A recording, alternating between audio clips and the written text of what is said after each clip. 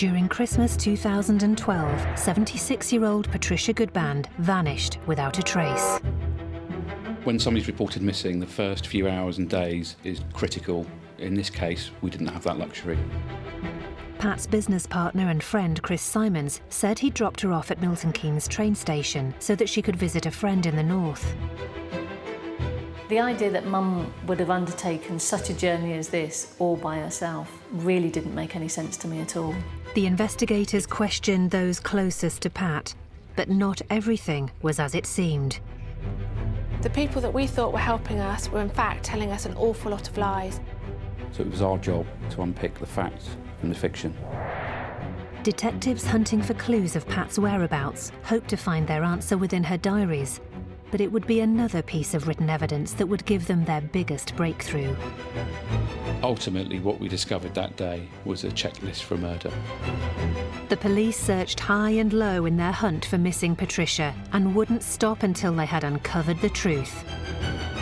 The person that committed this crime thought they had planned and prepared enough to outsmart the police, but they were wrong.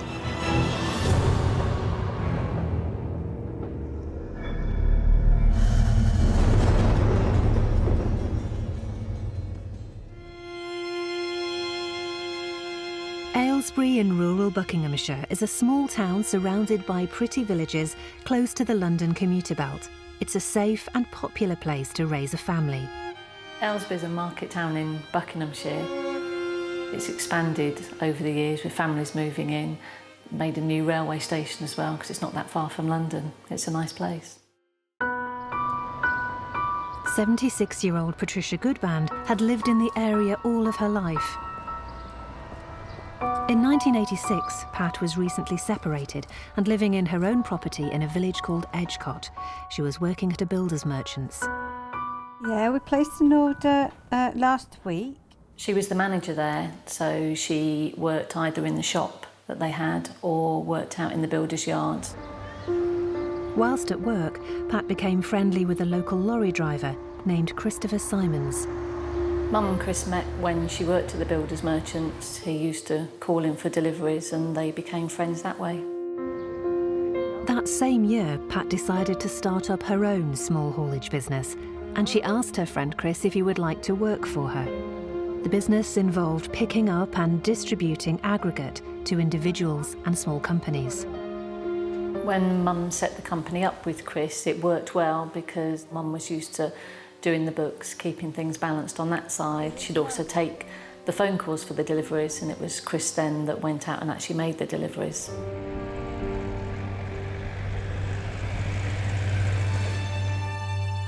At this time, Chris was living in a property called Ackerman House in a small hamlet called Woodham, which was close to the town of Aylesbury. The house had an office set up, 5 acres of land and a yard, so was the perfect place to run the new business from.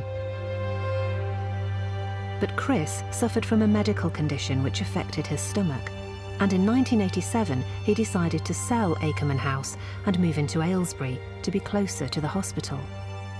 Pat bought the house from Chris to allow the business to continue running from Ackerman House.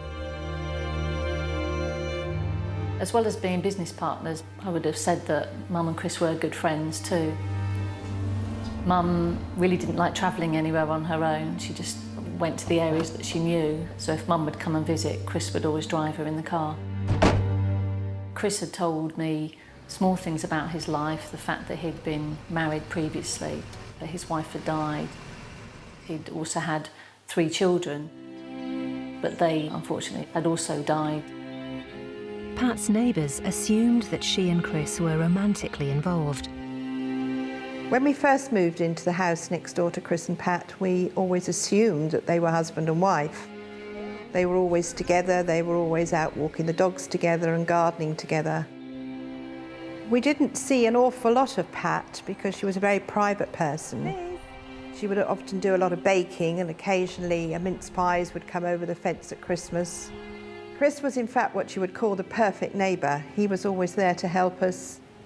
He would come round and chat with my husband in the workshop. As time evolved, we realised that they were not actually married. Chris would talk about his wife and family in Aylesbury. So we assumed that they were having an affair. When Pat moved to Akerman House, she started renting out her property at Edgecott. A friend of Chris and Pat's called Bob Taft helped with the upkeep of the house, as well as helping Chris with various odd jobs. Although Pat was busy running the business, she also took on some part-time cleaning work for a local couple who were both doctors. Pat turned up for work at 8:30 in the morning, but she was always here a few minutes early, so she was a creature of habit. She was a very good cleaner. We could trust her totally. She did love the dog a huge amount, and I think it was very important to her that the dog loved her as well. Pat was always cheerful and very chatty, but she kept her private life a fairly closed book.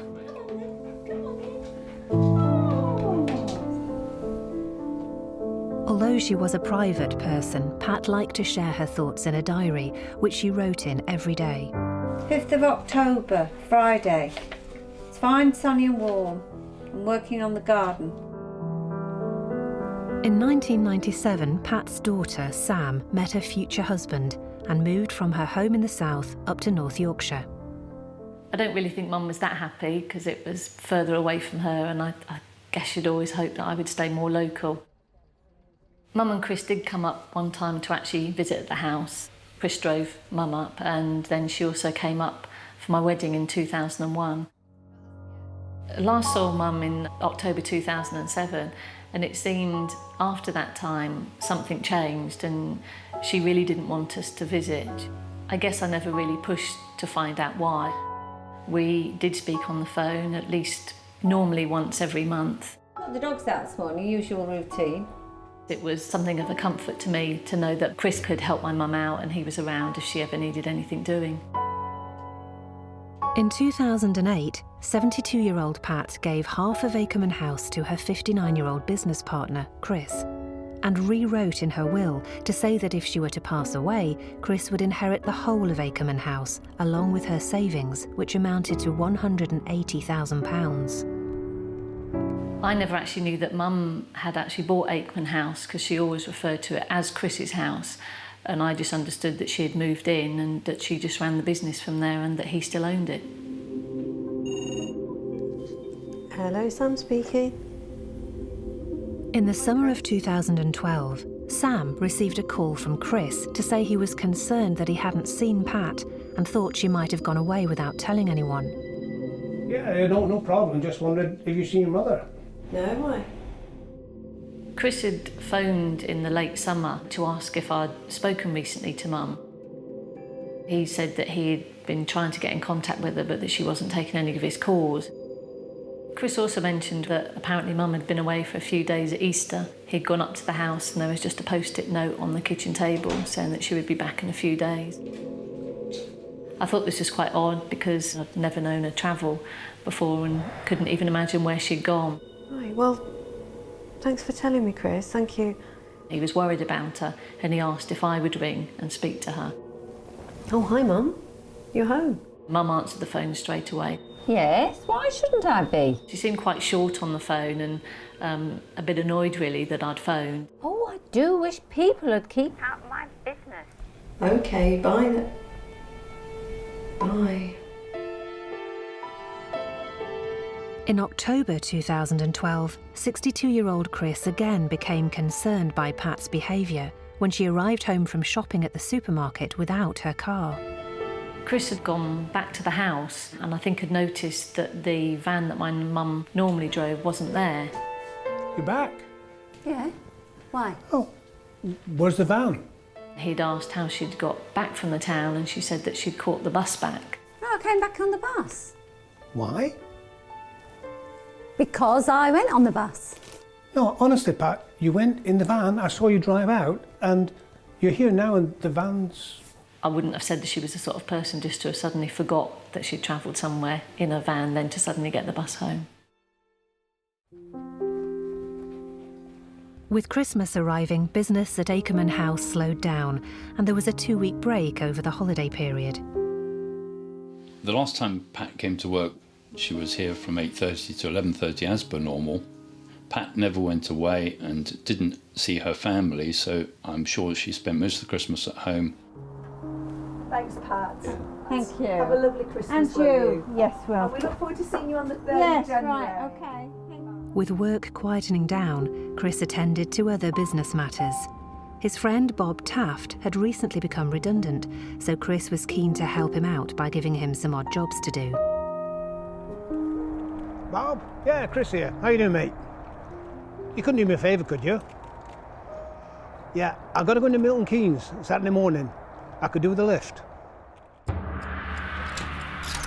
Come on in. When Saturday came around, Pat was late that morning dropping off Christmas presents at friends, as she did every year. Chris went along too. Beginning to get a bit worried. I mean, it's not like you at all. Mum was generally the sort of person to put others before herself, but certainly towards the end of 2012, when we were talking, she seemed to be putting more of a focus on herself. Well, as I say, 2013 is going to be my year. I'm going to look after me. I'm going to start going out more, doing things for me. Little did her friends know it was the last time they would see Patricia. We'll see you in the new year. 76-year-old Patricia Goodband lived at Akerman House near the town of Aylesbury in Buckinghamshire. From her home, she ran a small haulage firm with her 62-year-old business partner, Christopher Simons. A few days before Christmas Day in 2012, Pat and Chris had visited some friends so Pat could hand over presents. We'll see you in the new year. Okay. Yes, All right. Mum didn't particularly celebrate Christmas, so we planned to talk again just into the new year. On the 3rd of January 2013, Pat was expected back at her cleaning job, but for the first time ever, she failed to show up for work. Between us, we thought there might have been some misunderstanding, and even that she might have forgotten, but that would have been extremely unlikely for Pat.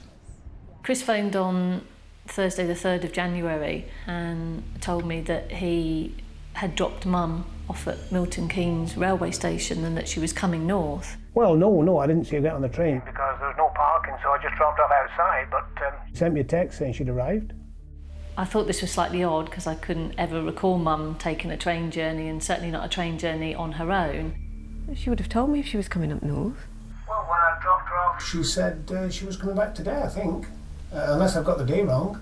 But it took me back to the phone call when I'd spoken to Mum, and she'd said about putting herself first and doing more things for herself. And I just wondered if this was actually one of those things. Well, should we give it till tomorrow? And if she's not back, can you let me know? Yeah, that's a good idea, yeah. Yeah, I'm sure there's no need to worry. After I'd spoken to Chris, we agreed that perhaps that we would leave it to the weekend, and that if she was journeying back, it may be that she'd planned to stay on a bit longer. When she didn't turn up for work on the Thursday, we contemplated ringing her initially on that day, but I think it would have been very embarrassing for her should she have forgotten. We decided to leave it one day before we rang her. Hi Pat, we were just wondering Where you are, I hope you're okay. We actually were so concerned we went round to one of the neighbours who we saw in the front of his property and asked where Pat might have gone. We're looking for Pat. She'll have gone away with Chris. Well, this was news to us because she'd never in her time with us mentioned a gentleman called Chris. It had now been 15 days since 76-year-old Pat had last been seen, and despite her friend and business partner Chris saying that he had expected her to arrive back home on the 3rd of January 2013, there was no sign of her. When speaking with Chris, he did advise me that he felt that if Mum didn't turn up, that I would have to report her as a missing person, and I would have to do that as next of kin. On Monday the 7th, and with Mum still not arriving back, I phoned the local police. They actually advised me that it could be anybody who could report a missing person. So you've still not heard anything from her? Still not heard anything, no. Right, okay. The police met with Chris at Akerman House so he could fill out a missing persons report. Chris told us that he'd last seen Pat on the 22nd of December when him and Bob dropped her at Milton Keynes railway station. He was able to describe her clothing. he was able to tell us about a suitcase that he said she had with her, which was on wheels.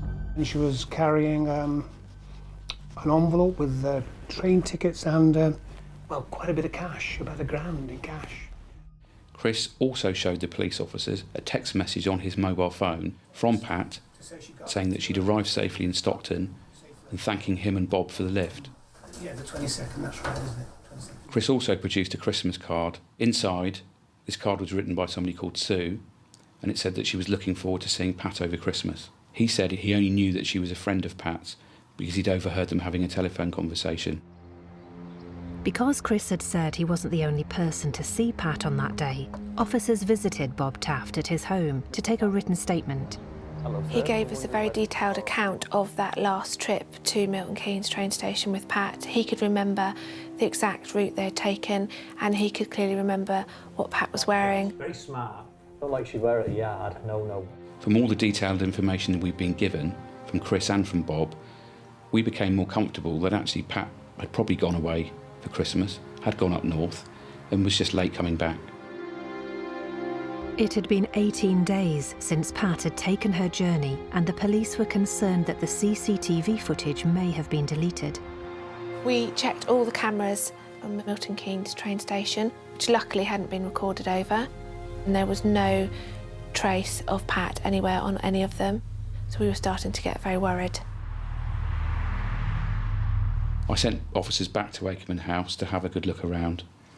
Whilst they were there, they seized a number of items, including the Christmas card, and there were certainly no signs within that house that anything sinister had happened to Pat.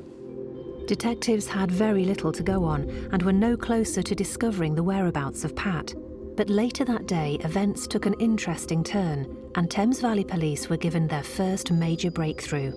We received a phone call from Bob Taft telling us that he wanted to speak to us about the statement he'd made and that he felt he hadn't told us the whole truth. Good afternoon, Mr. Taft. Would you come with me down to the station, please, sir? Bob was interviewed under caution, and despite telling us previously that he had dropped Pat at the railway station, he now admitted that this was false. In fact, he hadn't seen Pat at all that day. Do me a favour, will you, Bob? Yeah, what's that? If anyone asks, just say we dropped Pat off at the station today, will you? Yeah, OK. Yeah, sure. Bob said that he and Chris had driven past the train station at Milton Keynes on their way to collect a lorry, but Pat had never been in the car with them.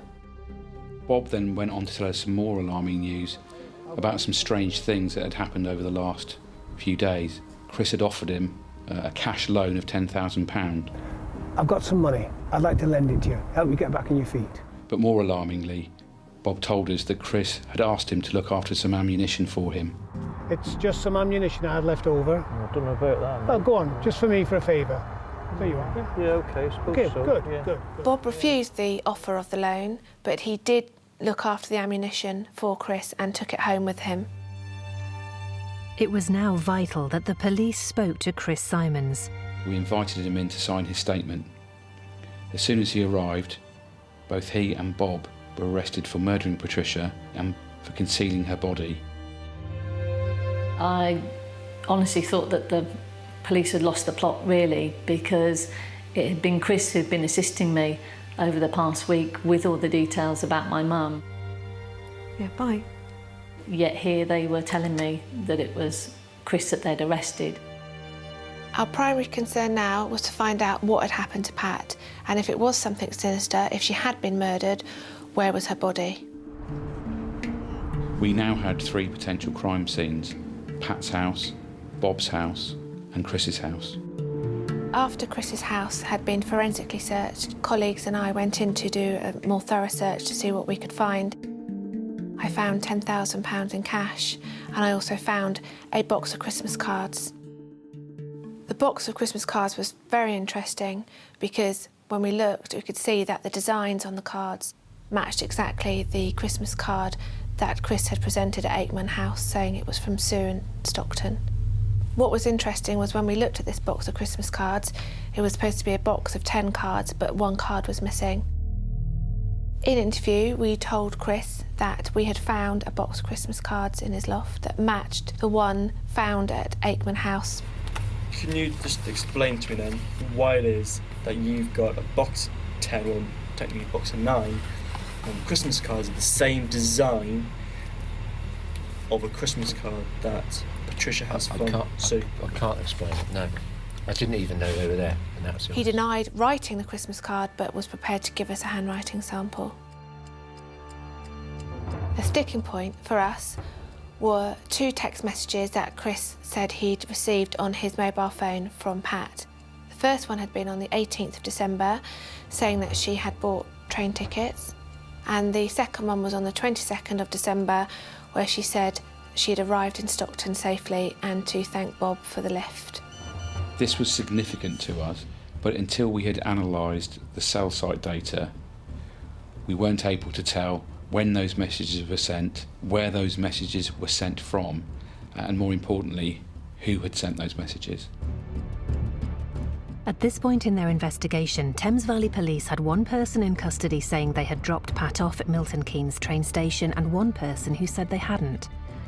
But having trawled through CCTV footage for the 22nd of December 2012, there was no trace of Pat having been there. We revealed to Chris that his friend Bob Taft had told us that he had lied, and that in fact he hadn't taken Pat to Milton Keynes train station on the 22nd of December. Enough's enough now. Robert Taft has been interviewed. He's admitted to lying to the police in the state, although he picked you up, he never picked Patricia up. Yeah. It was just you two. Oh. You surprised me.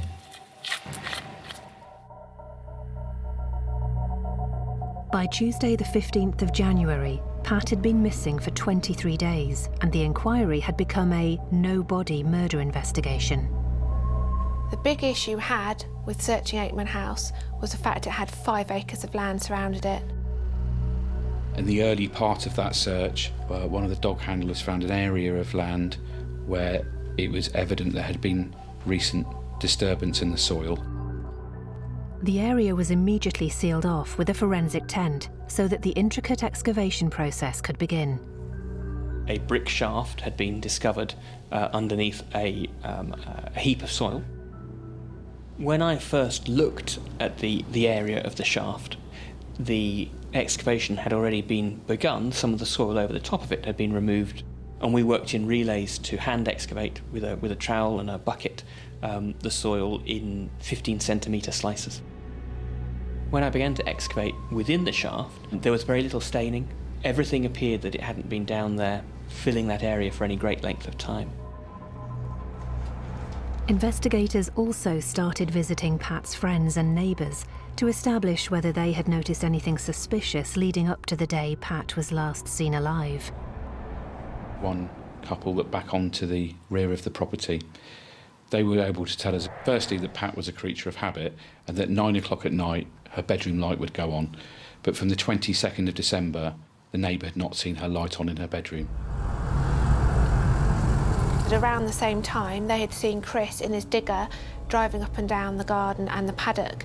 They thought this was odd because the ground was very wet and marshy, and they knew Pat was very particular about her garden and she would not have appreciated Chris churning up the land with his digger.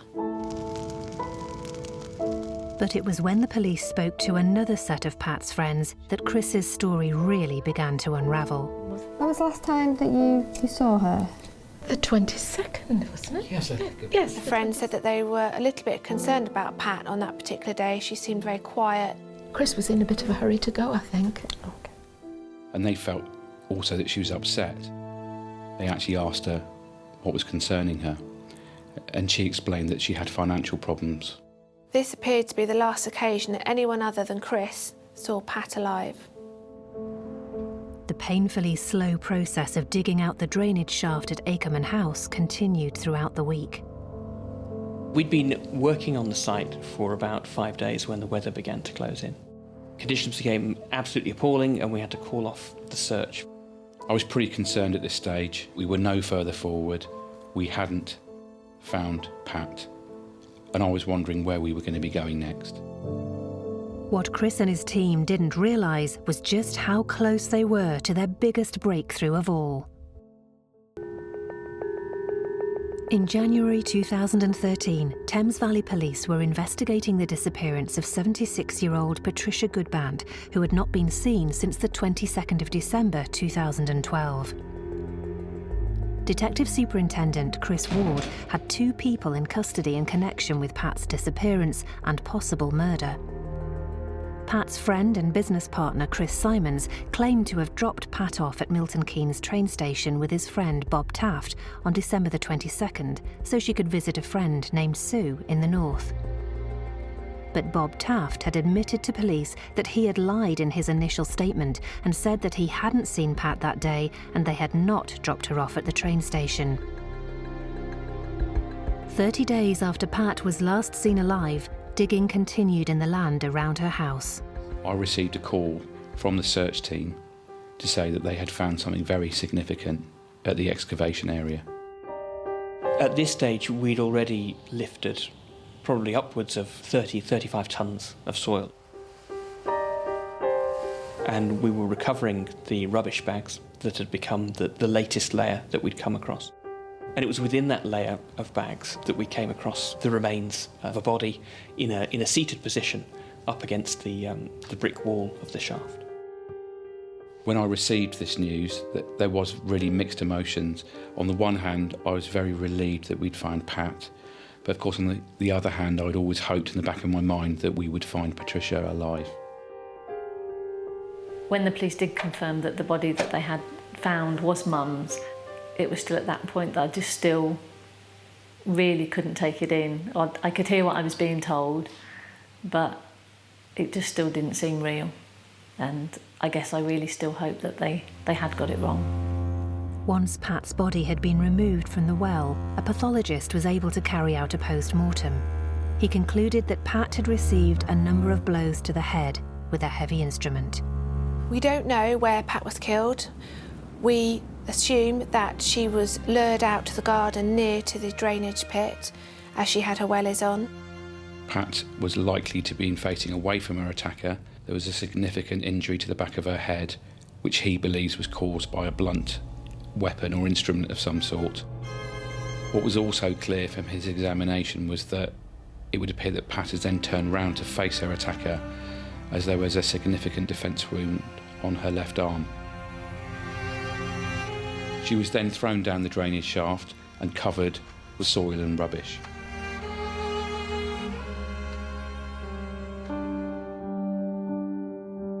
Looking at some of the evidence they had already gathered, Thames Valley Police felt sure that Chris had planned to murder Pat, the Christmas card he'd shown police, and the text messages which he claimed were sent by Pat herself. Police began searching through the computer data which had been seized from Akerman House, along with Chris's mobile phone and diaries of Pat's found at the property. As part of our investigation, we searched through the computer at Akerman House and we discovered that on the 18th of December there had been some searches on train times from Milton Keynes to Stockton. We established from the people that Pat cleaned for that at 10:45 a.m. on the 18th of December, the time that search was made for those tickets, they confirmed that Pat was at work for them, so she couldn't have been in Akerman House and she couldn't have made the search on that computer. The police also continued to interview Pat's friends and family.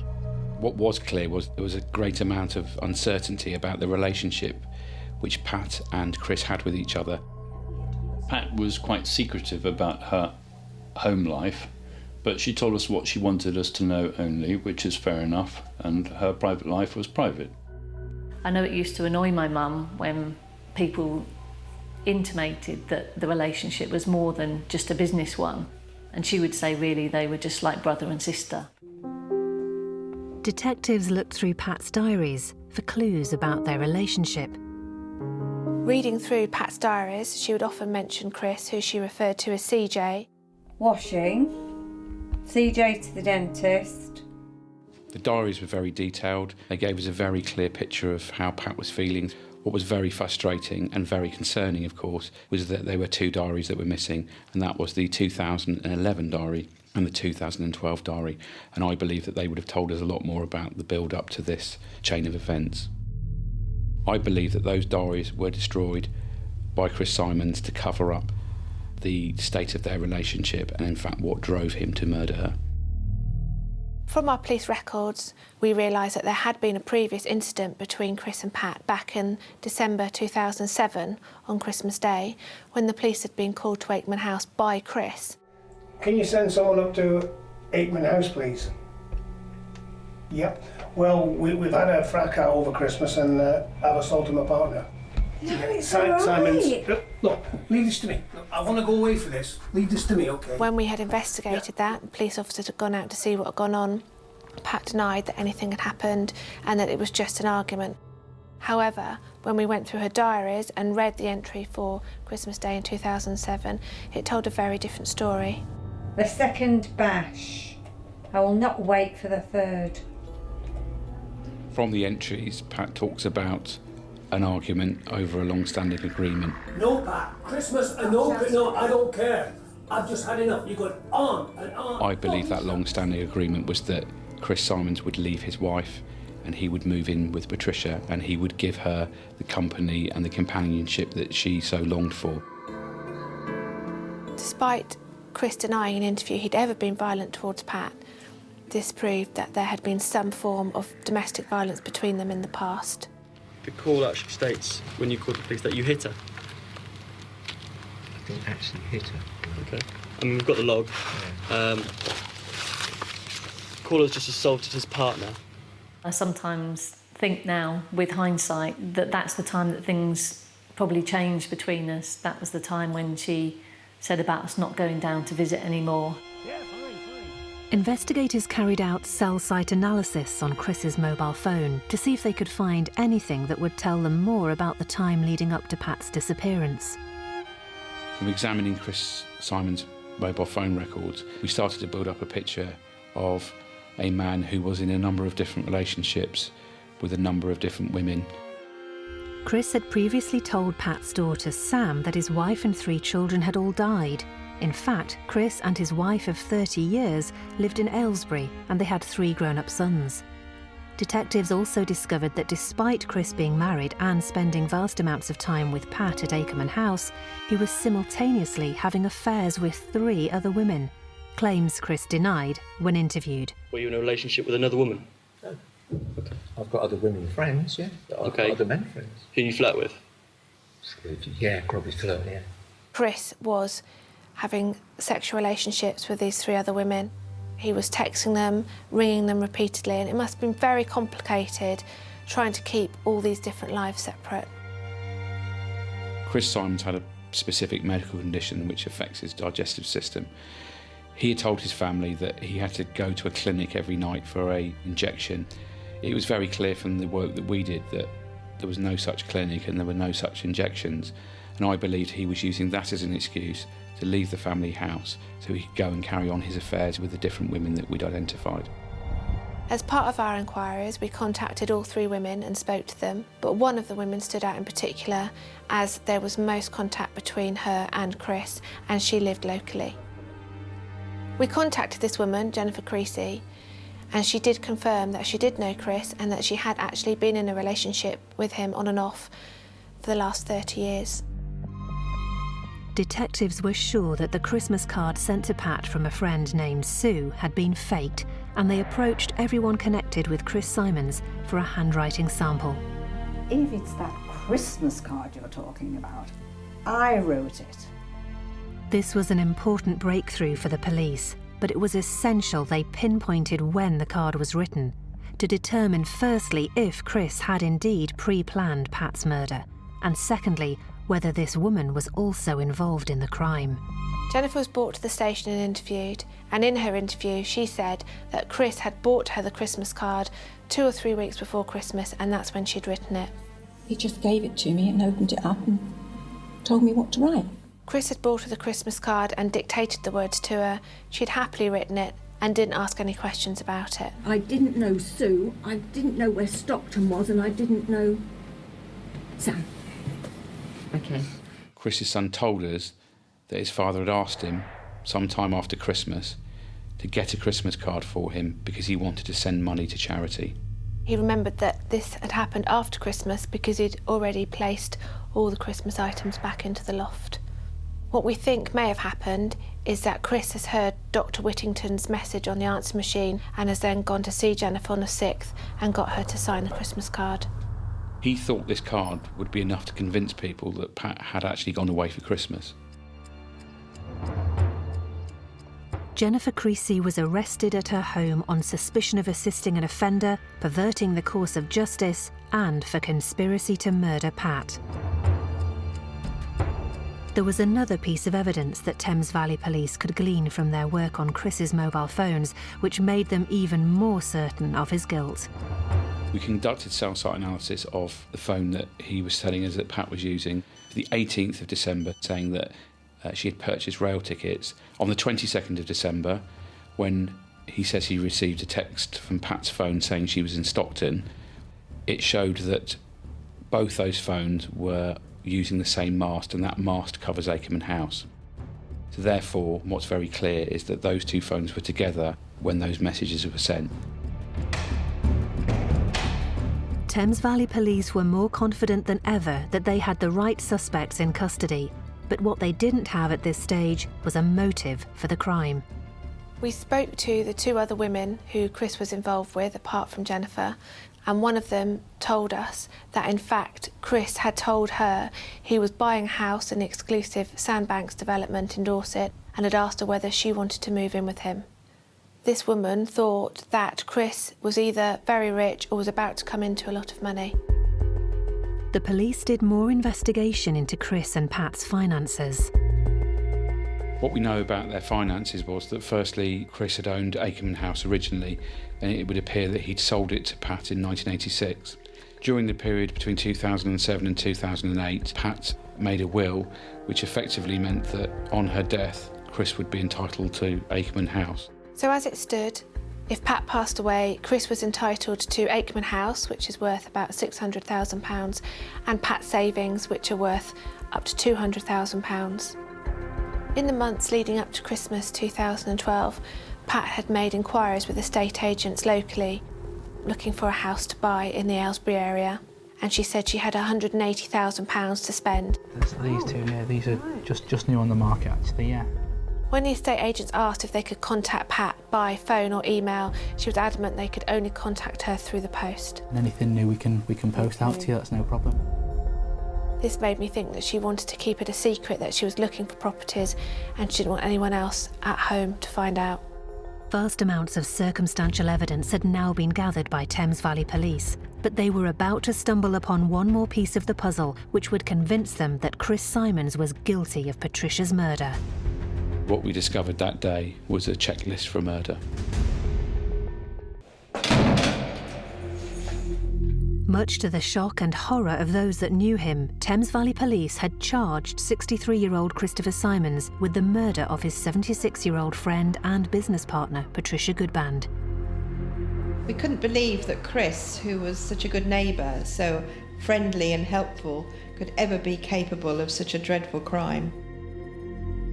And despite Chris denying any involvement in the disappearance and murder of Pat, the police came across a unique piece of evidence that would not only convince them of his guilt, but also confirm the crime was premeditated.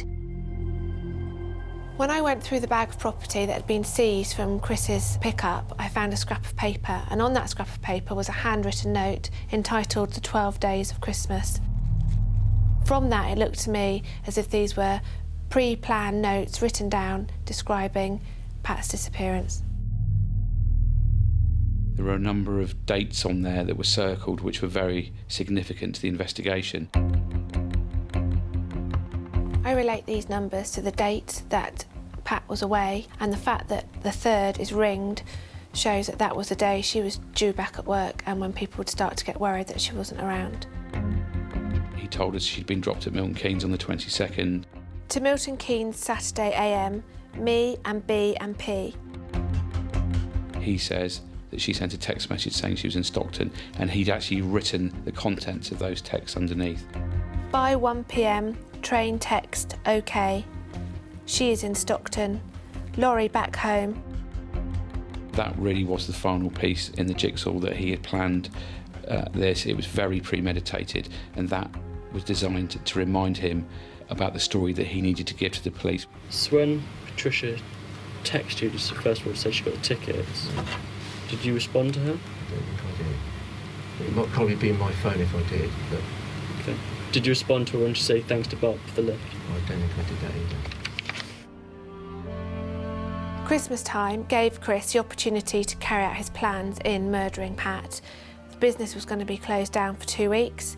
The neighbours around would often go away, and Pat was not a great lover of Christmas. She would often have no contact with friends and family during that period.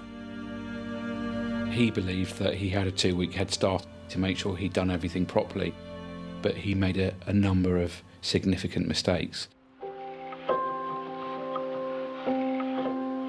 The court case began on the 30th of September 2013 at Reading Crown Court. 63-year-old Christopher Simons was on trial for the murder of Patricia Goodband, a charge which he denied. 73-year-old Jennifer Creasy faced 1 charge of perverting the course of justice and 1 of aiding an offender, both of which she denied. 59-year-old Robert Taft admitted to charges of perverting the course of justice and possession of ammunition without a licence. He was not required to attend the trial. As the court case progressed, it was clear that Chris's lies that he had been telling were beginning to unravel before him, and we were beginning to see the real Chris. One of the stories that he told us about his first wife and children dying was all a lie.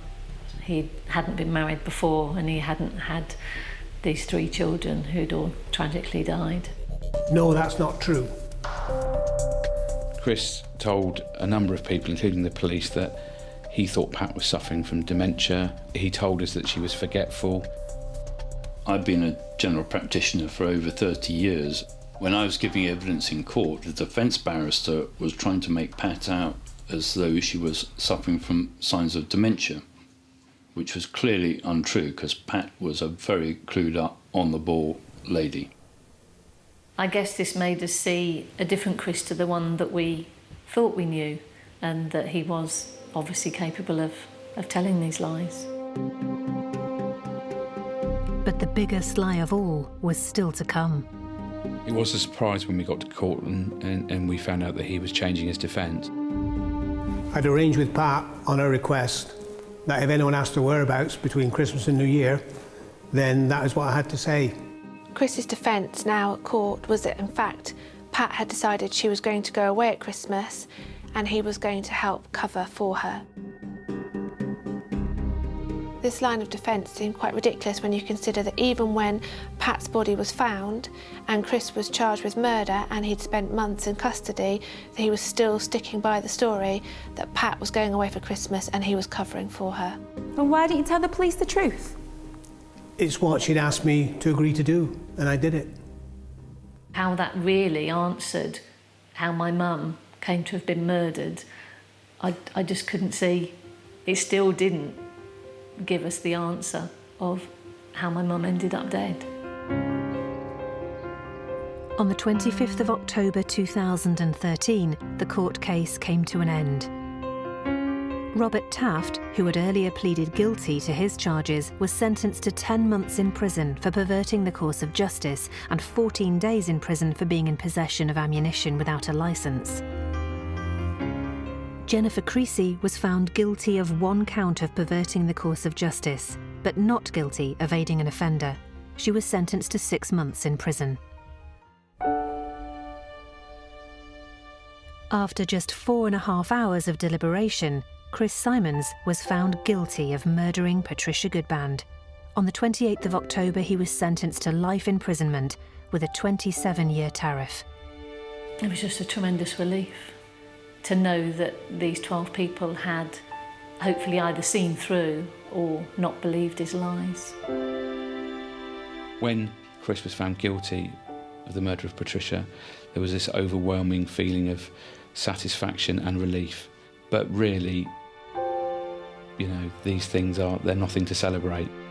He made himself out to be a victim to everybody, would tell people about his dead wife, his dead children, and all these women would feel sorry for him and seemed to love him unconditionally for over 30 years, and it was all lies. I think the motive for the murder was purely for greed, purely to inherit Pat's money, and he had spun a web of lies and deceit in order to put off the investigating officers. But at the end of the day, he was unsuccessful. It's ruined, you know, our family in terms of that I've lost my mother and the boys have lost their grandmother. And that's hard. That's hard to think about. Ironically, Chris destroyed the diaries that would have told us exactly what had happened, so he destroyed her written word. Yet it was the words that he'd written and the words we found in his vehicle that ultimately convicted him of her murder.